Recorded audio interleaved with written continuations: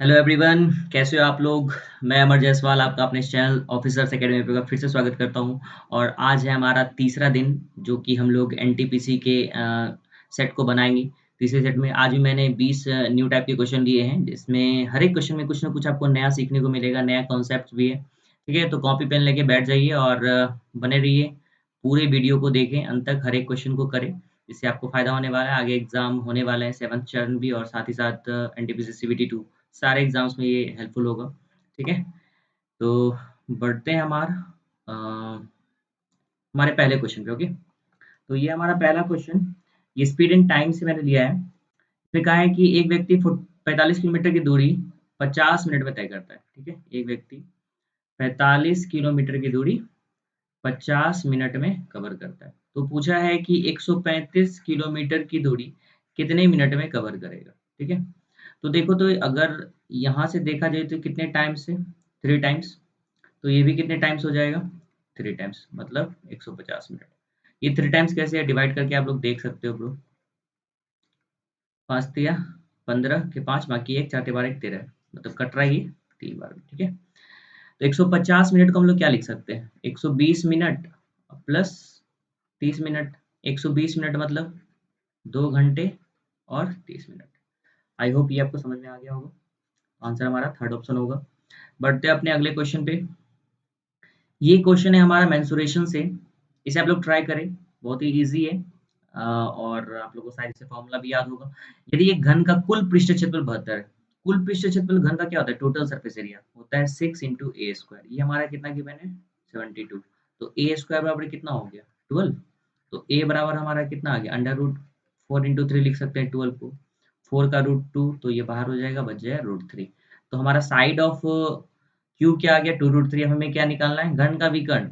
घन का विकर्ण क्या होता है रूट 3 इंटू साइड। तो रूट 3 को अगर साइड से मल्टीप्लाई करें तो कितना आ जाएगा 6। हमारा सेकंड ऑप्शन क्या होगा, करेक्ट होगा। बढ़ते हैं अपने अगले क्वेश्चन पे। ये फॉर्मूला आप लोग याद कर लो। टोटल सरफेस एरिया ये होता है, और विकर्ण होता है रूट 3 ए। कर्व सरफेस एरिया क्या होता है 4 ए स्क्वायर। ये भी ध्यान में रखना, इन दोनों में ये डिफरेंस है। ठीक है, नेक्स्ट क्वेश्चन पे चलते हैं अपने। नेक्स्ट क्वेश्चन भी हमारा सर्ट्स एंड इंडिसेस से है। ऐसे क्वेश्चन को सॉल्व करने के अलग से कुछ लिखना नहीं होता है। ये हमारा रूट 9 का वैल्यू क्या होता है 3। तो ये हो गया 3। 28 में से 3 गया 25। 25 का रूट क्या होता है 5। ये कट के 5 यहाँ। 44 प्लस 5 कितना होगा 49। 49 का रूट क्या होता है 7।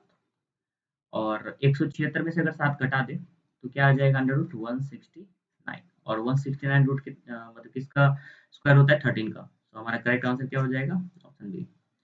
बढ़ते हैं अपने नेक्स्ट क्वेश्चन पे। इस क्वेश्चन में गिवन है, पूछा है ये, निम्नलिखित में कौन सी सबसे छोटी पूर्ण वर्ग संख्या है। मतलब एक ऐसा नंबर लेना है जो कि क्या हो, परफेक्ट स्क्वायर हो, पूर्ण वर्ग, जो कि इन चारों से क्या हो, डिविजिबल हो। ठीक है, तो ऐसे क्वेश्चन को करने का दो तरीका है। एक पहले सिंपल वे में बताता हूँ, उसके बाद मैं ऑप्शन से कैसे करता हूँ मैं खास करके तो आपको सिखाऊंगा। ठीक है, तो सबसे पहले तो एलसीएम ले लेंगे हम लोग। 4 8 12 16 20, क्योंकि सभी से डिविजिबल होना चाहिए, तो एलसीएम लेना जरूरी है। राइट, 2 दूना 4, 2 चौके 8, 3 4 और यहाँ 5 हो जाएगा। फिर 2 से लगाएंगे हम लोग, 1 2 3 2 5। फिर हम लोग 2 से लगाएंगे, तो 1 1 3 1 5। तो 5 दिया 15 दूना 30 चौके 120। 120 से हमारा कटना चाहिए, और पूर्ण वर्ग भी होना चाहिए सबसे छोटी से छोटी। देखो, इसको पूर्ण वर्ग बनाने के लिए हम लोग यहाँ पेयर को कंप्लीट कर सकते हैं। ये 2 का एक पेयर तो बन रहा है, मतलब 2 गुना 2, कोई दिक्कत नहीं। यहाँ पे 2 एक ही है, तो एक और पेयर बनाने के लिए, परफेक्ट स्क्वायर बनाने के लिए हमें पेयर बनाना पड़ता है। 1 2 से और मल्टीप्लाई कर सकते हैं, राइट।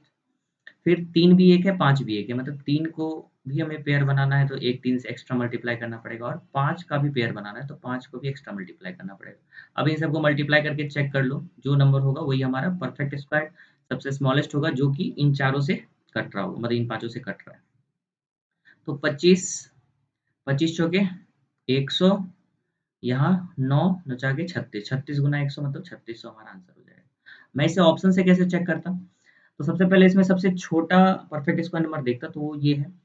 इस नंबर को देखता अगर हम लोग सबसे पहले 20 से, तो 20 से डिवाइड देते तो 0 से 0 तो कट जाता, लेकिन 169 2 से डिविजिबल है क्या, नहीं, तो ये ऑप्शन एलिमिनेट हो जाता। नेक्स्ट सबसे स्मॉलेस्ट नंबर कौन सा है 2500 तो 20 से इजीली कट रहा है, हमें दिख रहा है। इसको अगर हम लोग 8 से अगर डिवाइड देते हैं, 8 से डिवाइड देने का मतलब क्या हो गया, लास्ट 3 डिजिट 8 से कटना चाहिए। क्या 500 8 से डिविजिबल है?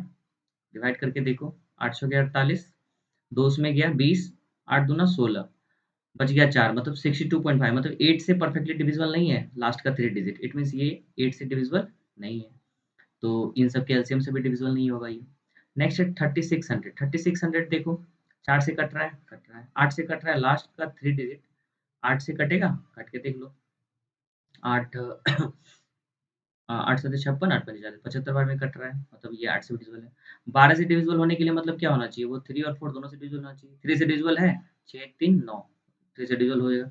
4 से डिविजिबिलिटी चेक करने के लास्ट 2 डिजिट 0 है, 4 से डिविजिबल होगा। इट मीन्स ये 12 से भी डिविजिबल है। 20 से डिविजिबल है ही। 16 से डिविजिबल होने के लिए 8 से तो हम लोग डिविजिबल देख लिए हैं, 2 से डिविजिबिलिटी चेक कर सकते हैं हम लोग।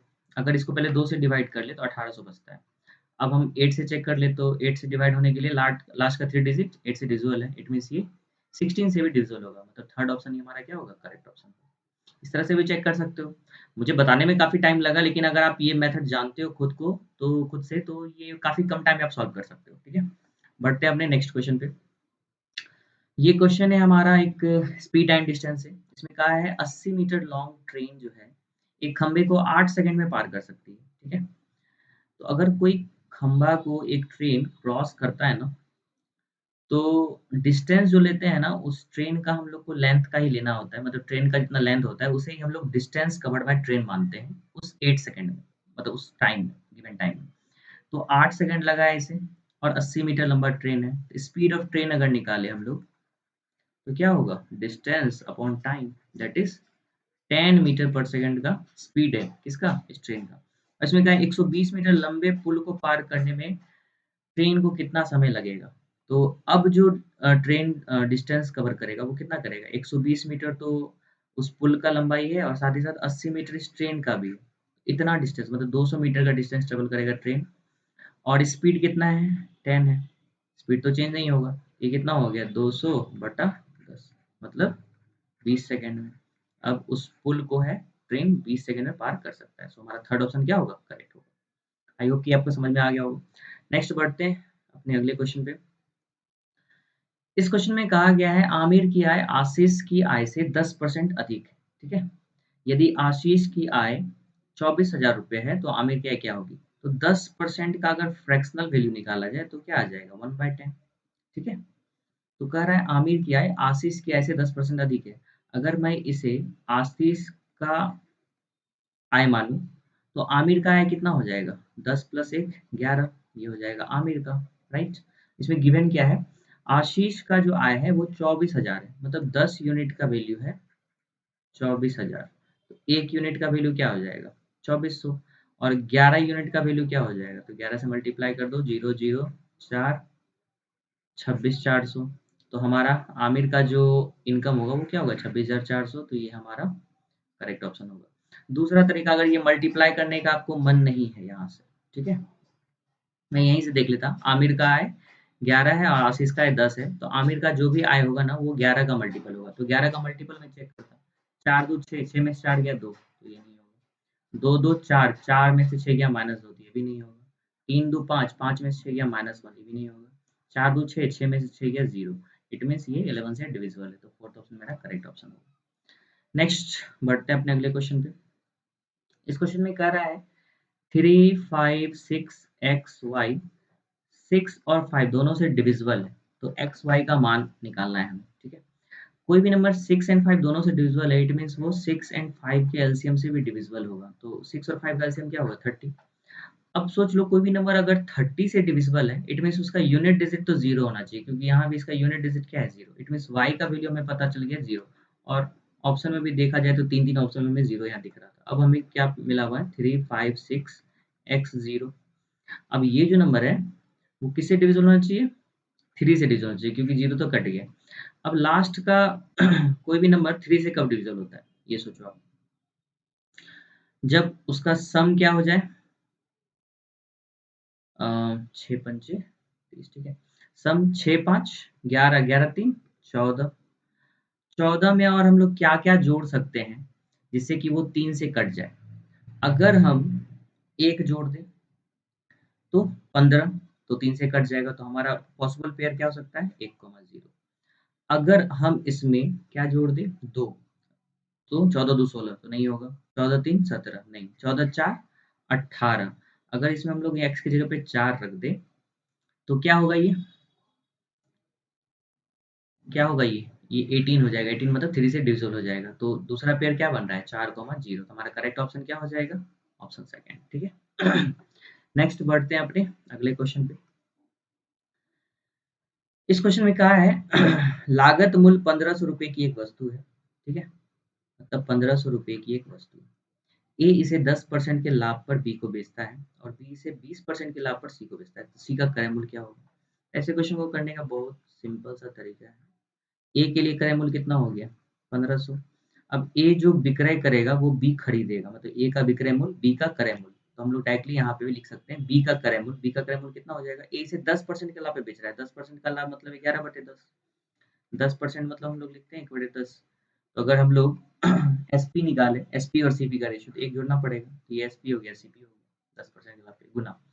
नेक्स्ट वो 20 सी को 20% लाभ पे बेचता है, तो सी के लिए क्रय मूल्य क्या हो जाएगा 20%। 20% मतलब होता है 1/5, जोड़े तो 6/5, मतलब एसपी और सीपी का रेशियो 6/5। यहाँ क्या लिखेंगे 6/5। सॉल्व कर सकते हैं इसे हम लोग आसानी से। 5 या 15 मतलब 11 गुना 180, मतलब 08 1980, मतलब हमारा करेक्ट आंसर क्या होगा बी होगा। इसे आप बहुत कुछ समझ ही गए होंगे, ये है आसानी।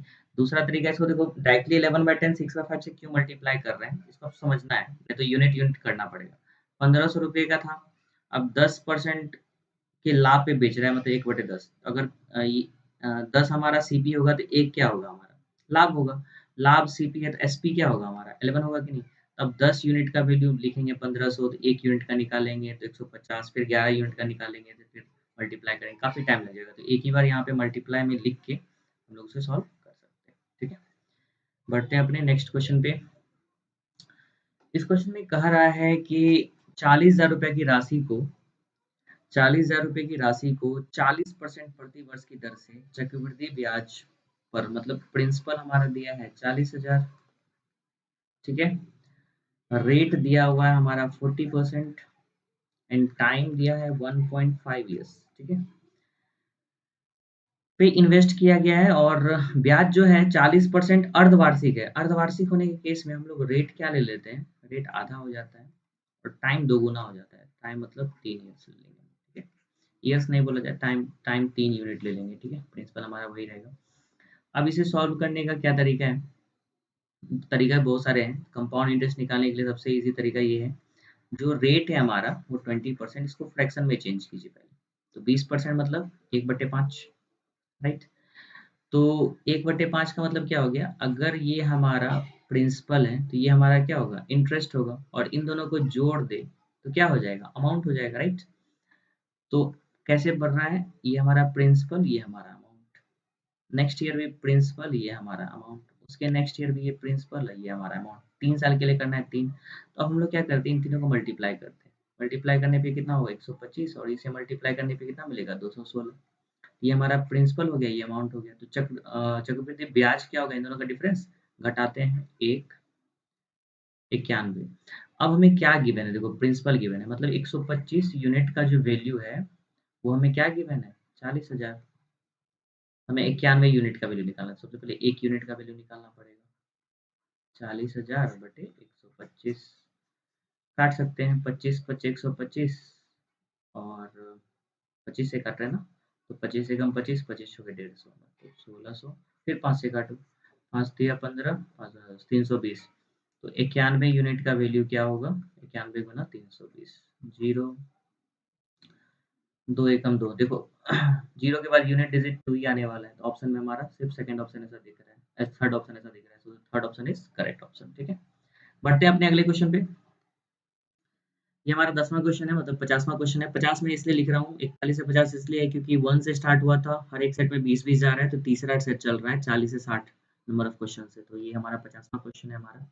इसमें गिवन है the difference between CI and SI for 2 years is 20 rupees, find the rate percent if the principal is 8,000 rupees. तो इसका फॉर्मूला हम लोग जानते हैं, difference between CI and SI जो होता है 2 साल के लिए, वो क्या होता है, प्रिंसिपल इंटू रेट बाय 100 का होल स्क्वायर। तो डिफरेंस हमारा क्या गिवन है 20, प्रिंसिपल हमारा क्या गिवन है 8000, और रेट हमें फाइंड करना है, और ये 100 हमारा ऐसे रहेगा, ठीक है।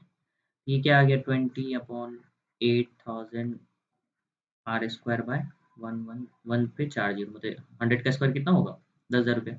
अब 3 से 3 जीरो कट गया, 4 से काटो, 4 दूना 8, 4 पंचे 20, और ये 2 से 5 बार में कट गया, मतलब आर स्क्वायर बराबर 5 का स्क्वायर, मतलब आर बराबर कितना आ गया 5। हमारा फर्स्ट ऑप्शन क्या होगा, करेक्ट ऑप्शन होगा। बढ़े अपने अगले क्वेश्चन पे। आई होप कि आप लोग ट्राई कर रहे होगे हर एक क्वेश्चन पॉज कर करके, ये आपके एग्जाम के लिए काफी फायदेमंद साबित होगा। आप लोग इसे बनाते रहो, ट्राई करो। 3 अंकों की सबसे बड़ी संख्या क्या होगी जो 4, 5, 6, 8 से विभाजित है।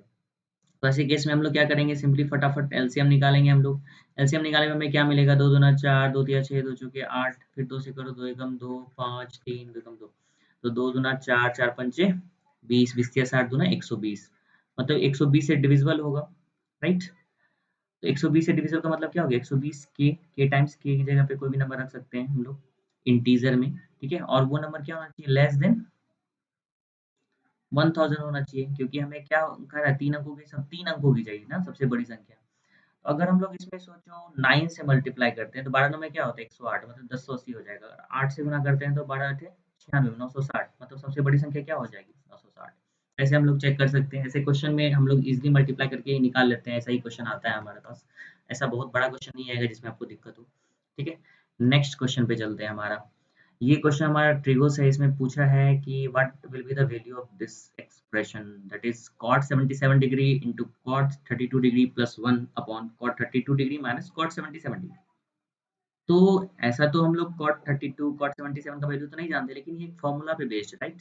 तो हम लोग फॉर्मूला जानते हैं, cot a minus b is equal to होता है cot a into cot b plus 1 upon cot b minus cot a, ठीक है। आप लोग ये फॉर्मूला याद कर लो, काफी इंपॉर्टेंट है। तो इसी पे बेस्ड है, देखो a की जगह पे हमारा क्या है 77 डिग्री, एंड b के जगह पे हमारा क्या है 32 डिग्री।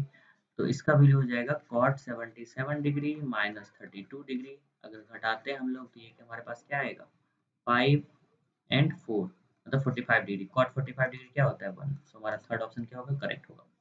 बढ़े अपने अगले क्वेश्चन पे, ठीक है। ये क्वेश्चन है हमारा एक ट्रायंगल से रिलेटेड। एक समकोण त्रिभुज है, ठीक है।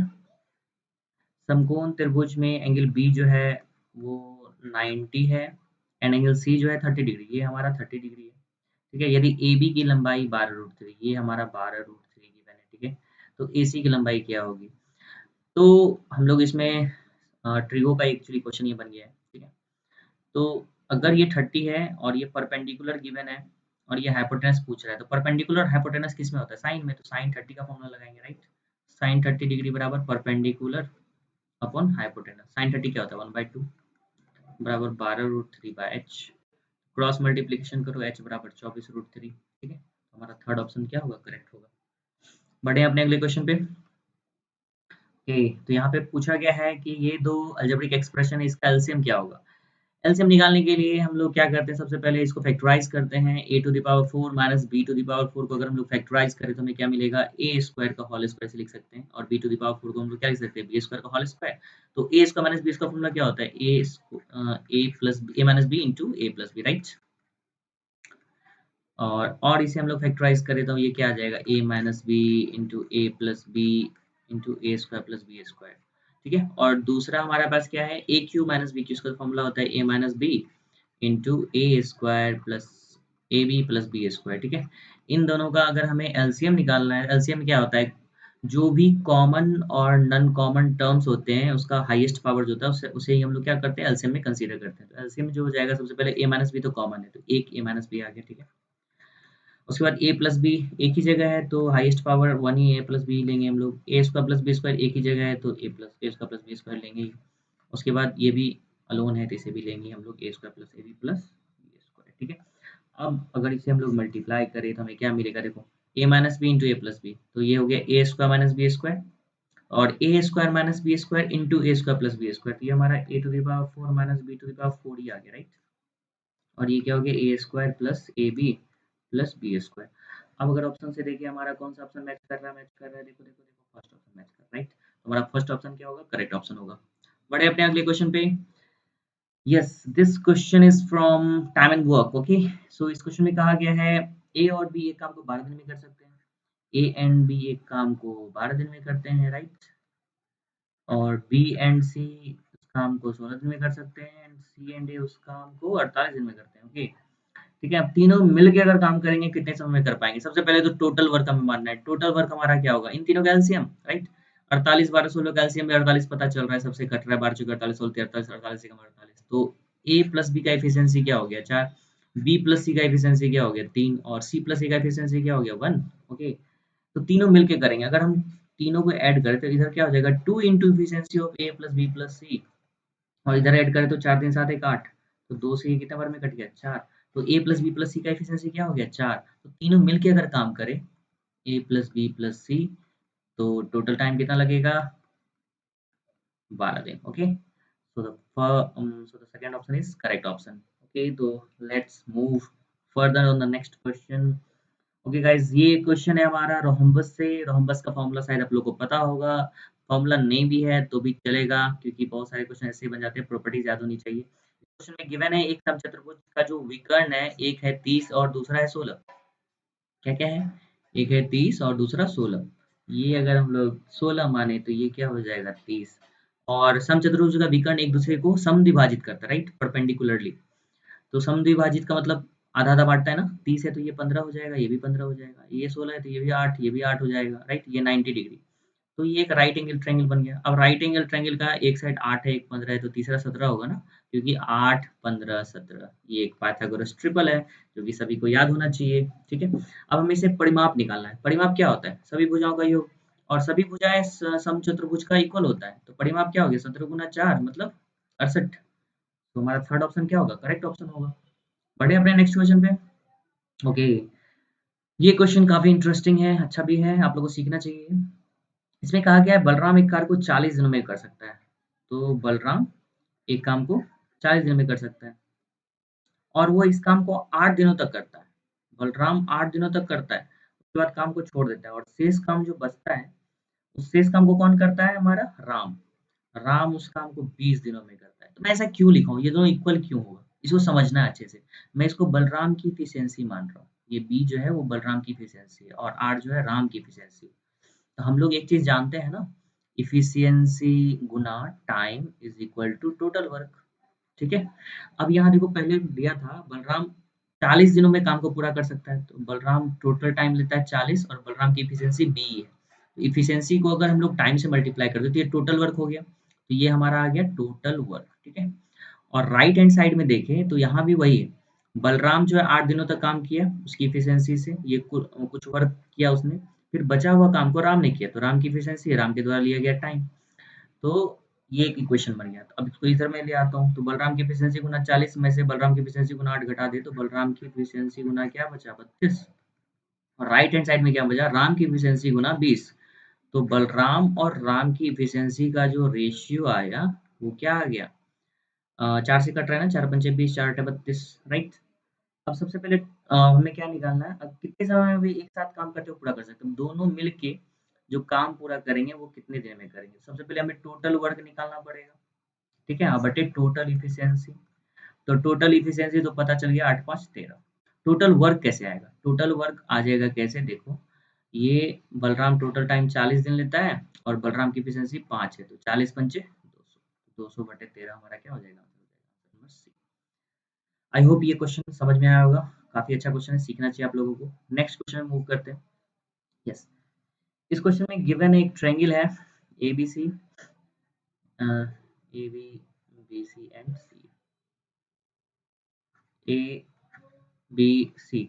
ए बी हमारा क्या है 5 है, बी सी हमारा क्या है 7, एंड सी ए क्या है हमारा 9। एंगल ए निकालना है, ठीक है, ये थीटा मतलब कॉस ए, एंगल ए निकालना है, कॉस ए का वैल्यू निकालना है, तो कॉस ए, तो कोसाइन फॉर्मूला हम लोग पढ़े हैं, कोसाइन फॉर्मूला क्या होता है, अगर एंगल ए है तो इसके सामने वाले को हम लोग ए मानते हैं, बी के सामने वाले को बी मानते हैं, सी के सामने वाले को सी मानते हैं, ठीक है। ये होता है बी स्क्वायर मतलब 9 का स्क्वायर प्लस सी स्क्वायर मतलब 5 का स्क्वायर मतलब माइनस ए स्क्वायर मतलब 7 का square by 2 B C, right. 2 B मतलब 5, बी मतलब 9 एंड सी मतलब 5, ठीक है। अब इसको सॉल्व करते हैं, क्या आ जाएगा हमारा 81 प्लस 25 माइनस 49 अपॉन 9 पचे 45 दूना 90। अगर ऊपर वाले को सॉल्व करते हैं तो 8 5 1 6 6 और इधर 9 है तो 16 में से 9 गया 7, मतलब यूनिट डिजिट न्यूमरेटर का 7 होना चाहिए। अच्छा, दो जगह है तो पूरा सॉल्व भी कर लेते हैं। 5 1 6 8 2 10 माइनस 49/90, 16 में से 9 गया 7, 9 में से 4 गया 5, 57/90 हमारा क्या होगा, करेक्ट आंसर होगा। Fourth option is correct option. बढ़ते हैं अपने नेक्स्ट क्वेश्चन पे। नेक्स्ट क्वेश्चन में हमारा कहा गिवन एक इक्वेशन, राइट, उसको सॉल्व करके x निकालना है। तो काफी आसान है ये, तो 15x माइनस 10 बराबर 18 माइनस 6x, 15 6 21 x बराबर 28। तो x बराबर 7 से काट दो, 4 3 4 मतलब 4/3 आंसर आ जाएगा। काफी इजी क्वेश्चन है। ऐसे क्वेश्चन को अलग से ट्रिक के लिए सोचा मत करो, फटाक से बनाया करो, ठीक है। नेक्स्ट क्वेश्चन में मूव करते हैं। ये हमारा इस सेशन का लास्ट क्वेश्चन है और इस क्वेश्चन को समझना काफ़ी इम्पोर्टेंट है क्योंकि लोग इसे याद नहीं करते हैं और ये मिस कर देते हैं।